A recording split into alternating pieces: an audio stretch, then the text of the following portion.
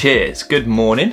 So today I have got my first session back after the Valencia Marathon. It's now, I think, 11 days since I ran 2:24 for the second time in Valencia. I'm not gonna lie, I've been on a bit of cloud nine sort of feeling since then. I'm really happy to be able to get back to my best. I missed my PB by 7 seconds, but all things considered, where I started the block and where I ended the block, I was really happy with the fitness I was able to build. And yeah, already looking forward into 2025, which I'll talk through in today's video. I've got 2 races lined up for the first half of next year, which are going to be a big focus. But today I've got my first session back, which is kind of a back to basic session, a 3 times 10 minutes at my lactate threshold 1, so an aerobic threshold focus today. It's a very simple session off 60 seconds recovery, and the reps are quite relatively low intensity. We'll probably be hitting speeds just slower than my marathon pace today, just to ease myself back into it. And then if I'm feeling good, I'm going to do 6 times a hill. I say a hill, I'm not actually sure how long it is. I think it's about 100 meters, just a local one to where I am, to get the legs spinning over. The focus of today's session is to get back into training slowly, without putting too much strain on the body, so it's quite an easy session. In today's video, I'm also going to be trying out some gear from the French brand Kiprun. I've got a pair of the carbon racing shoe. This is called the KD900X LD, and it's currently £99 in the sale at the website. So this is a carbon racing shoe. You can see the carbon fibre plate there, for under £100. So I'm going to be using that for the threshold reps. And then the other shoe that I'm going to be testing out from Kiprun is their KS900 which is their daily trainer, max cushioned.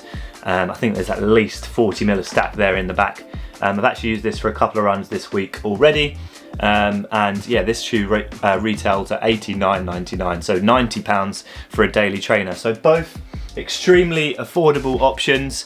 I don't think you're going to find any shoes that you can sort of beat Kiprun on price, but today I'm going to test the performance of them and let you know how they fare for today's session. So I'll wear the KS900 for the warm-up and the cool-down, so just the easy jogging and my easy runs this week, and then I'll use this carbon racing shoe for the threshold reps and the hill sprints today. So yeah, excited to test those out. The weather conditions are looking a little bit grey and miserable, as they have done here in the UK for the last, it feels like a month now. Be nice to get some sunshine, but I don't think it's going to happen. But yeah, I'm just going to finish my coffee, do a few little bits of mobility at home, and then yeah, get ready to head out onto the road.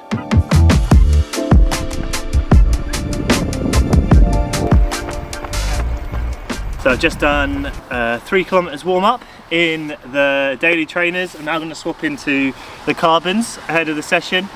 Sat next to a lovely little friend here on the bench, lovely bag of shite.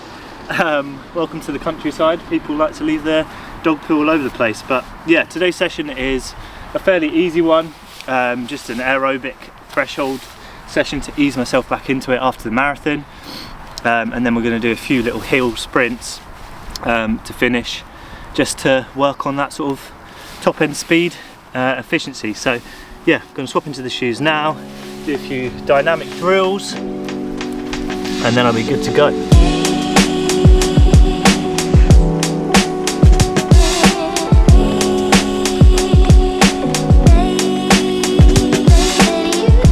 Right, here we go, 30 minutes of threshold, 3 by 10 minutes, starting now.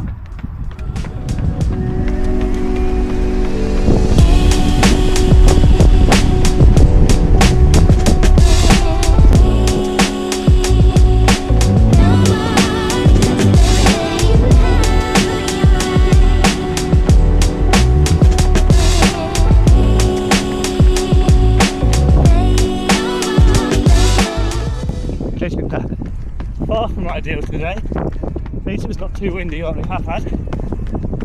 Averaging 3:31 pace so far. Nice and crazy. There we go. Number 1 done. Got 60 seconds standing recovery. Average 3:30 pace. Exactly where my LT1 sits. I think when I did lab test about probably 3 or 4 months ago. It came out that my LT1, my first lactate turn point, is 3:31 per K. So yeah, pretty spot on there. Just got to do 2 more reps like that, keep the effort under control, and then have some fun on the hill sprints. That's the plan.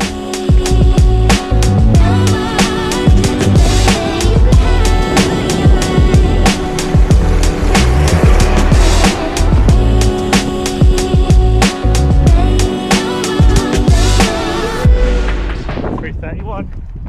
Spot on.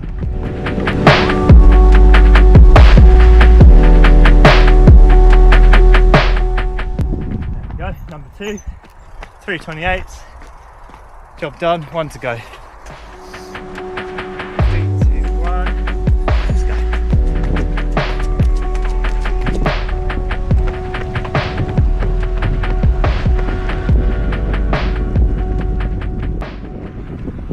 Lovely. 3:29 average, job done. I'm just going to jog now to the hill and then probably do 4 to 6 reps. Nice and quick, hopefully. So we just got to this beautiful hill. I think it's about 100 meters, maybe 80 meters. I'm going to do 4 to 6 reps, sprint up to the top of the hill as fast as I can. Well, I say as fast as I can, probably about a 90% effort, then jog back down, and then I'm going to start again here at this beautiful road sign which says slow, but that's the opposite of why I do hill sprints. It's to run fast and to improve running form. So yeah, I'm going to get stuck into it now. Nice and relaxed, good form, and then we'll head back to the house.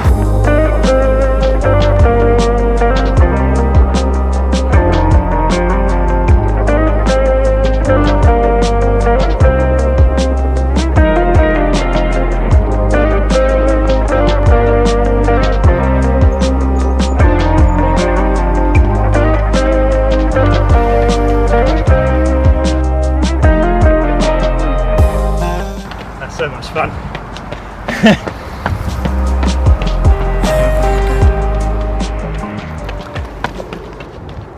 I'm gonna get greedy. I think I'll just do 1 more and that'll be it. Good session done.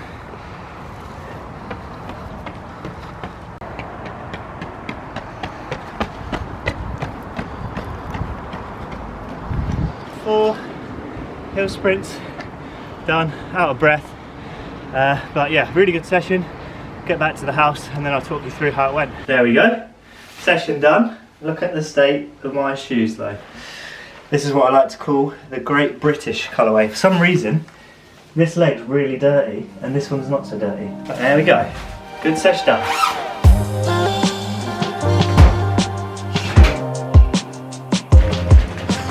So just had some lunch and managed to warm up. The conditions weren't actually too bad out there today. We've had some really windy conditions here in the UK over the last few days. Storm Dara, I think it was called. So although it was drizzling today, there was no wind, which is really nice, especially on that loop. It can be a little bit exposed. But I've just got my phone here. I'll go over the session quickly. So a super simple one today, 3 by 10 minutes. At LT1, so that's my first lactate threshold, so roughly around 168 beats per minute for me. So yeah, I'd kind of do those sessions to effort. It's kind of like a 6.5 to 7 out of 10 effort, slightly slower than my marathon pace that I ran 2 weeks ago. So that sort of gives you an idea of the session. It's a nice easy one to ease myself back in.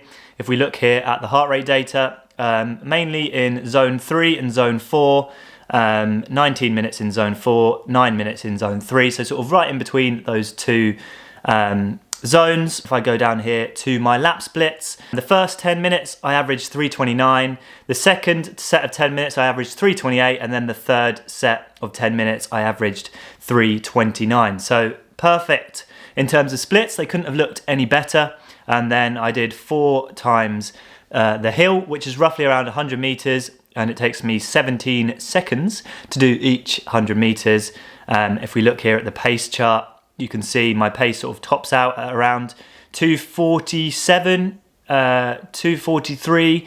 So this is a real fast, short injection of pace, which is really good for developing that top end speed. And for me, something I don't do too much of, but I like to touch on that sort of anaerobic stimulus at least once a fortnight in my training.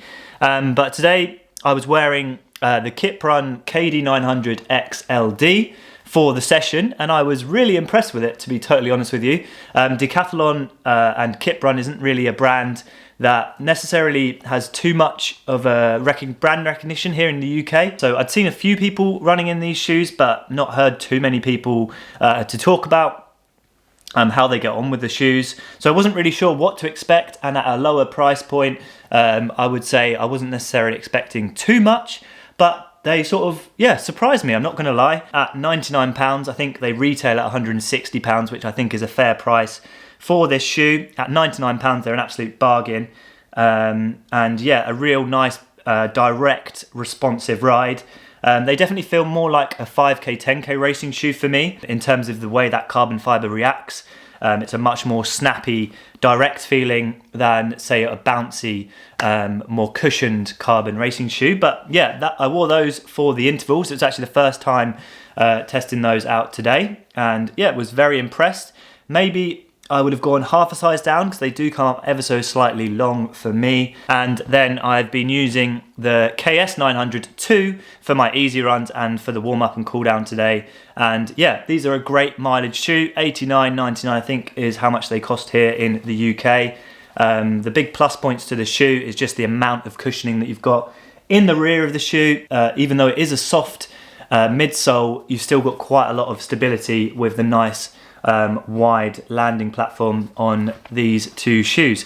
So yeah, thoroughly enjoyed testing out the shoes from Kiprun. Thanks to Decathlon for sending them my way. I'll continue to test them over the next few weeks, but I was pleasantly surprised. I didn't have huge high expectations for these shoes, if I'm totally honest. They don't have the sort of credibility that some of the top running brands do have here in the UK, and I think that's fair to say.